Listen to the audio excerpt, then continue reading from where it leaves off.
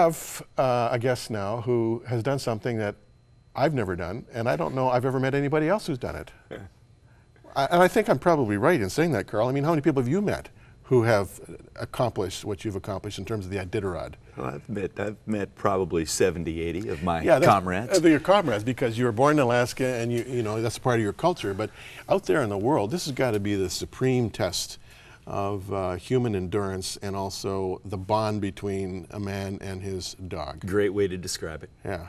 Great way. We could spend the whole interview talking about it. Tell me about Target. I'm reading a book. I know she's at the end of the book. Here's a dog, a female dog you rescue out of a dog pound. Yeah. And you teach her how to pull. She had been so abused that she just wanted to stick with you. She didn't want to pull. She didn't want to run ahead of you. That's exactly right. Tell us about her. Incredible dog.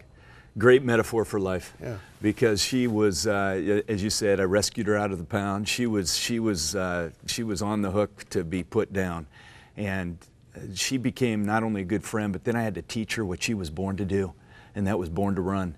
But on that day when it clicked with her and she realized, man, God's hardwired me to be in harness and to be running long distances over land.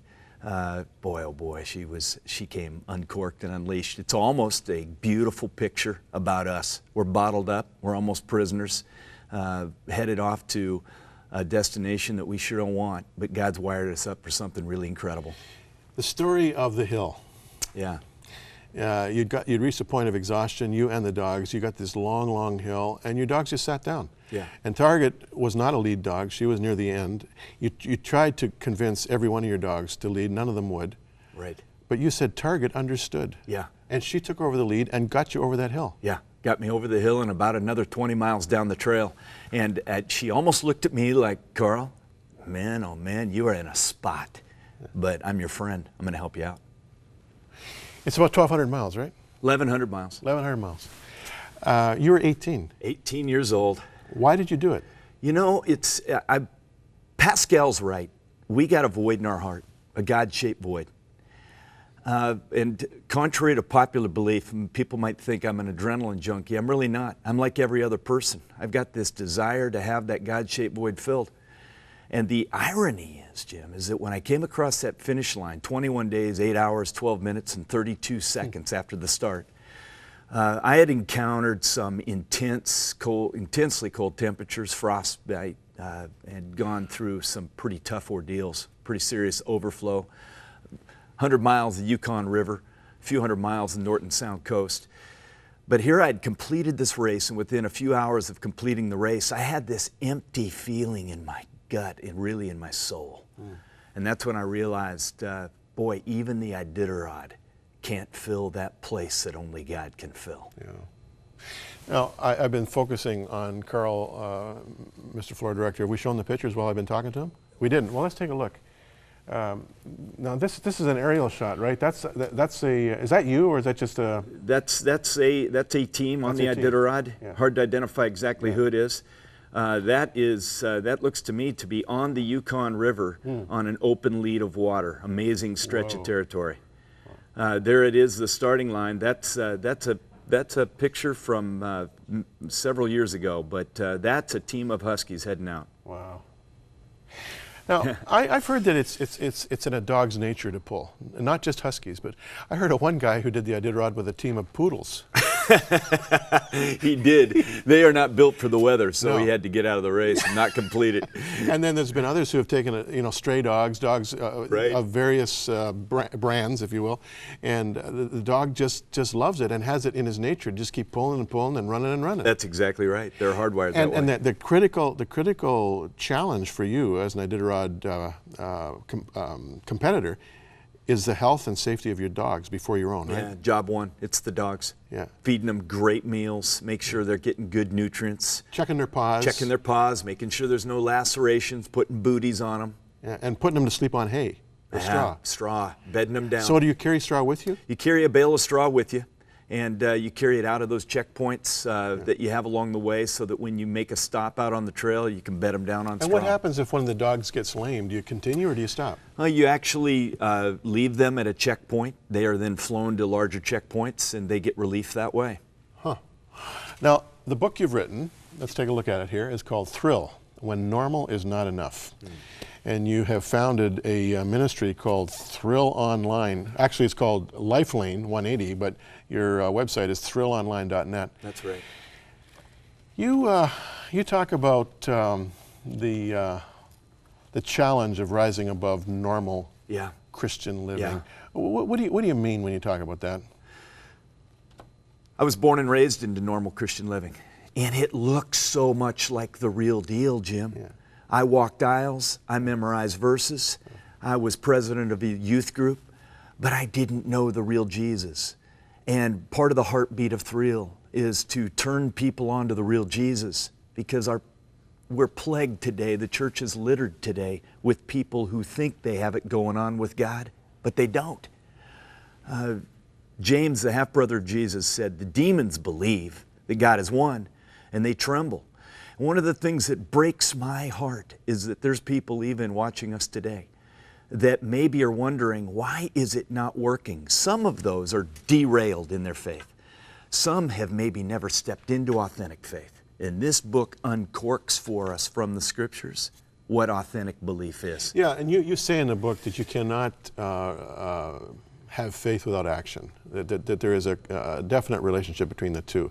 Faith is an action word. Yeah, it's an action word, but the big dilemma and one of the greatest tragedies is that many of us think, oh boy, if God transformed me, I better get busy now for God. But the fact is, we can't do it, Jim. Yeah. Jesus said, apart from me, you can do nothing. So here's what we've got. The gap between where we are today and a great awakening is this treadmill of spiritual performance. When Jesus says, the thrill is all about you being a branch and abiding in me.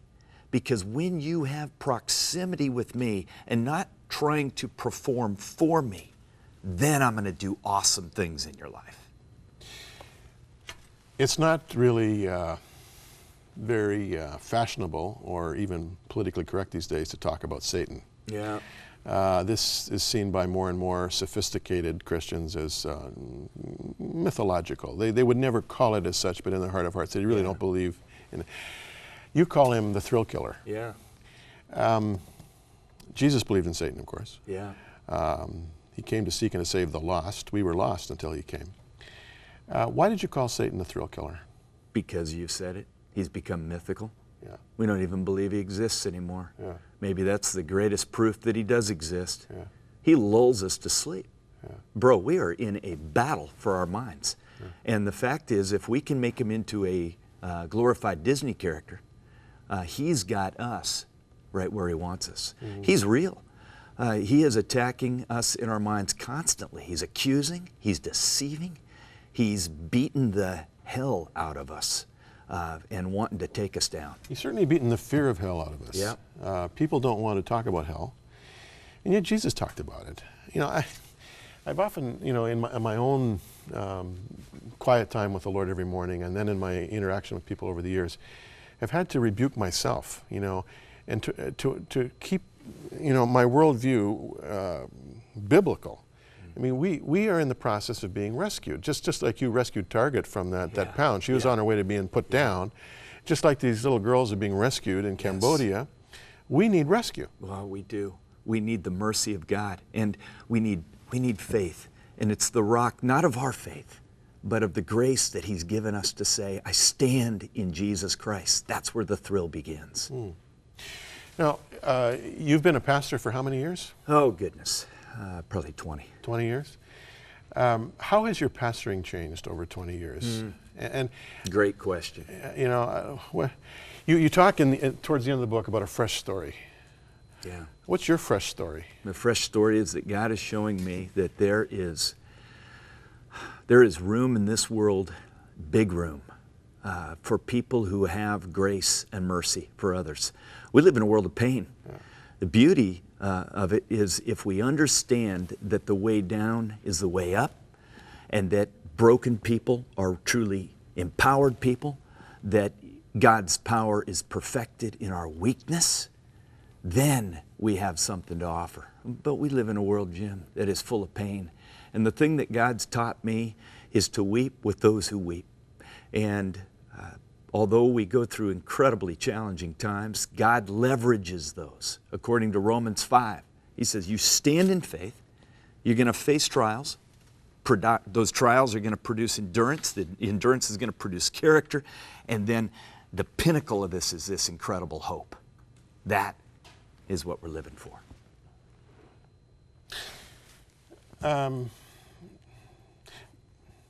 Would you have any struggle that is ongoing in your life? I mean, you've overcome adversity with the Iditerod. You've been a pastor for 20 years. That in itself is a struggle. But personally, Yeah. is there anything in your life, you know, you write so well and you write very effectively, but that you're still working on? Oh, yeah. I would say... I don't mean to be personal, but... Oh, personal's good. Yeah. I do believe in fresh stories. I am constantly being barraged with issues of self-worth. Huh. And people would look at me and they say, man, outgoing type A guy, ran the Iditerod, 8 years commercial fishing in Alaska. You got to be kidding. No, and here's the reality. We're all getting hammered. Satan wants to get us living the normal Christian life. And the way he does that is by telling us over and over again, you're worth nothing. The irony is, Jesus says, although you're nothing, you're everything in me. You're married? I'm married, 23 years, dynamite bride. Yeah, you refer to her as your bride, which I thought is pretty cool. How many kids? 2 children, How old? 22 and 20. And how are they doing?